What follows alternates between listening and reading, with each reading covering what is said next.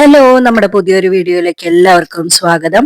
ഇന്ന് നമ്മൾ ഉണ്ടാക്കുന്നത് ബീൻസും ക്യാരറ്റും തോരനാണ്. ഇതൊരു നാച്ചുറോപ്പത്തിക് രീതിയിലാണ് ഉണ്ടാക്കാൻ പോണത്.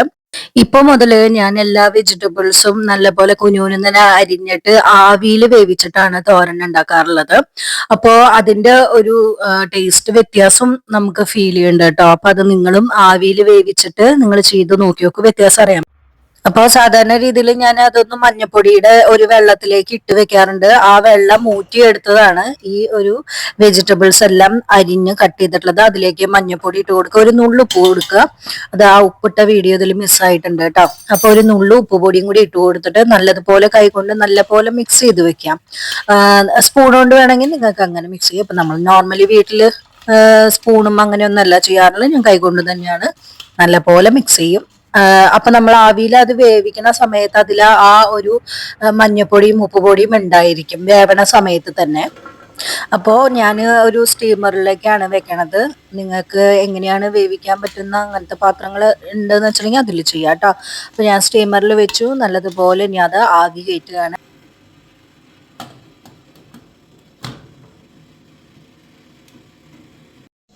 10-15 മിനിറ്റ് ആവുമ്പോഴത്തേക്കും അത് നന്നായിട്ട് സ്റ്റീം ആയിട്ടുണ്ടാവും. അതില് ഇടയ്ക്ക് ഞാൻ ഒന്ന് ഇളക്കി കൊടുത്തിട്ടുണ്ടായിരുന്നു, വേവുന്നുണ്ടോ എന്നുള്ളത് നോക്കിയിട്ടുണ്ടായിരുന്നു. ഇനി നമുക്ക് ഉള്ളി കാച്ചണ ആ ഒരു ഇതിലേക്ക് പോവാം. എങ്ങനെയാ ചെയ്യാന്ന് വെച്ചിട്ടുണ്ടെങ്കിൽ ചെറിയ ഉള്ളി കുറച്ചെടുക്കുക, ഒരു 8-10 എങ്ങാനും, അത് നിങ്ങളുടെ ഇഷ്ടം പോലെ എടുക്കാം, ഓവർ ആവണ്ട.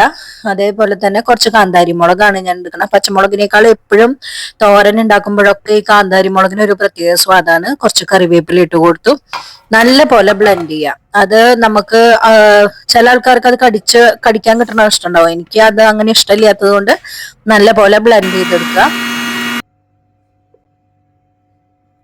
ഞാൻ കിച്ചണിൽ സ്റ്റെയിൻലെസ് സ്റ്റീലിന്റെ പാത്രങ്ങളാണ് കൂടുതലായിട്ട് ഉപയോഗിക്കാറുള്ളത്. അപൂർവമാണ്, അത്രയും ഒട്ടിപ്പിടിക്കും അങ്ങനെയൊക്കെ തോന്നുന്ന എന്തെങ്കിലും ആണെങ്കിൽ മാത്രമാണ് നോൺ സ്റ്റിക്ക് ഉപയോഗിക്കാറുള്ളത്. മാക്സിമം സ്റ്റെയിൻലെസ് സ്റ്റീലും അതുപോലെ തന്നെ മൺപാത്രങ്ങളുമാണ് കേട്ടോ ഉപയോഗിക്കുന്നത്.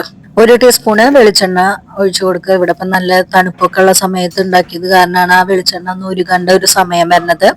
കട്ടിയായിട്ടാണ് ഇരിക്കേണ്ടത്. അപ്പൊ അതൊരു 1 ടീസ്പൂണോളം വെളിച്ചെണ്ണ എടുക്കുക. ഇനി നിങ്ങൾക്ക് അത് കൂട്ടി എടുക്കണം എന്നുണ്ടെങ്കിൽ അതൊക്കെ നിങ്ങളുടെ വീട്ടിലെ രീതികൾ എങ്ങനെയാണോ ആ രീതിയിൽ എടുക്കുക. 1 ടീസ്പൂണാണ് ഇപ്പൊ ഞാൻ എടുത്തിട്ടുള്ളത്. അത് നന്നായി ഒന്ന് മെൽറ്റ് ആയതിനു ശേഷം നമ്മൾ ഈ ബ്ലെൻഡ് ചെയ്ത് വെച്ചിട്ടുള്ള കാര്യം ഉണ്ടല്ലോ, അത് ഇതിലേക്ക് ഇട്ട് കൊടുക്കണം. എന്നിട്ട് ഒന്ന് നന്നായി സോട്ട് ചെയ്തെടുക്കണം. ഒന്ന് ആ കളറൊക്കെ ഒന്ന് ഒരു ബ്രൗൺ ഷെയ്ഡിലേക്ക് മാറുന്ന വരെ ഒന്ന് ഇളക്കി കൊടുക്കണം.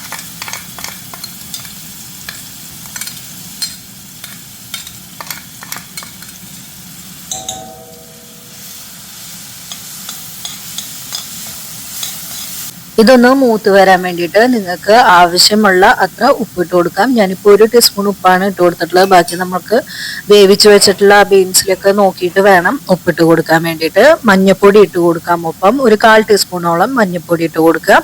ഇതിനൊന്ന് നന്നായിട്ടൊന്ന് ഇളക്കി കൊടുക്കണം. ഇനി ഞാൻ ഇതിലേക്ക് കുറച്ച് കറിവേപ്പിലയും കൂടി ഇട്ടിട്ടുണ്ട് കേട്ടോ. എന്നിട്ട് നമ്മൾ നന്നായി ഒന്ന് ഇളക്കി കൊടുക്കുക. അതിൻ്റെ ആ ഒരു കളറൊക്കെ ഒന്ന് മാറി ഒരു ബ്രൗൺ ഷെയ്ഡിലേക്ക് ആവുമ്പോൾ നമ്മൾ വേവിച്ച് വെച്ചിട്ടുള്ള ആ ഒരു വെജിറ്റബിൾസ് എല്ലാം ഇതിലേക്ക് ഇട്ട് കൊടുക്കാം. നമ്മൾ ഈ ഒരു വെജിറ്റബിൾ മാത്രമൊന്നുമല്ല, ഇവിടെ കുട്ടികൾക്കും സുധിയാടിനും എനിക്കൊക്കെ ബീൻസും ക്യാരറ്റും ആ ഒരു തോരൻ ഇഷ്ടമാണ്. അപ്പോൾ അതുകൊണ്ട് നമ്മളത് ഈ വീഡിയോയിൽ കാണിക്കണമെന്നുള്ളൂ കേട്ടോ. അപ്പൊ ഏത് വെജിറ്റബിൾ വേണമെങ്കിലും നിങ്ങൾക്ക് ഇട്ട് കൊടുത്ത് ഇതുപോലെ തന്നെ നാച്ചുറോപ്പത്തി രീതിയിൽ തന്നെ ചെയ്യാൻ പറ്റും. അപ്പൊ ആ വേവിച്ച് വെച്ച വെജിറ്റബിൾസ് ഒക്കെ ഞാൻ ഇതിലേക്ക് ഇട്ട് കൊടുത്തു. ഇനി നന്നായി ഒന്ന് ഇളക്കി കൊടുക്കുക. ഒരു 5-10 മിനിറ്റ് ജസ്റ്റ് ഒന്ന് അടച്ചു വെക്കാം. അടച്ചു വെച്ചിട്ടും കൂടി വേവിക്കാം വേണമെങ്കിൽ, ഇതൊക്കെ ഒന്ന് മിക്സ് ആയി വരാൻ വേണ്ടിയിട്ട്. അപ്പോൾ ഈ തോരനുള്ള എല്ലാ കാര്യങ്ങളും നല്ലപോലെ മിക്സ് ആയിട്ടുണ്ട്, നല്ലപോലെ വെന്തിട്ടുണ്ട്. ഇനി നമ്മൾ ലാസ്റ്റ് ഇതിലേക്ക് ആഡ് ചെയ്യാൻ പോണത് 2 വലിയ ടീസ്പൂണോളം തേങ്ങയാണ് കേട്ടോ. ആവശ്യത്തിന് നിങ്ങൾക്ക് കൂട്ടാം, കുറയ്ക്കാം. ഇതൊക്കെ നമ്മുടെ ഓരോ വീടുകളിലും ഓരോ രീതിയിലായിരിക്കും. നിങ്ങൾക്ക് എത്രയാണോ ഇഷ്ടമുള്ളത് അത്രയും നിങ്ങൾക്ക് ചേർക്കാൻ പറ്റും. ഞാൻ 2 വലിയ ടേബിൾ സ്പൂണാണ് ഇപ്പോൾ തേങ്ങ എടുത്തിട്ടുള്ളത്. അപ്പോൾ അത് അതിലേക്ക് ഇട്ട് കൊടുത്തു, ഒന്ന് ഇളക്കി കൊടുത്തു.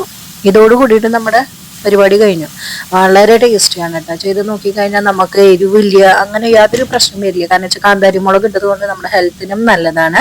ഈ ഒരു തോരൻ നിങ്ങൾ ട്രൈ ചെയ്ത് നോക്കിയിട്ട് നിങ്ങൾക്ക് ഇഷ്ടമാണെങ്കിൽ കമൻറ്റ് ചെയ്യാം. നിങ്ങൾ ചെയ്ത് നോക്കുക. വളരെ ഹെൽത്തി ആയിട്ടുള്ള ഒരു തോരൻ റെസിപ്പിയാണ് കേട്ടോ ഇത്.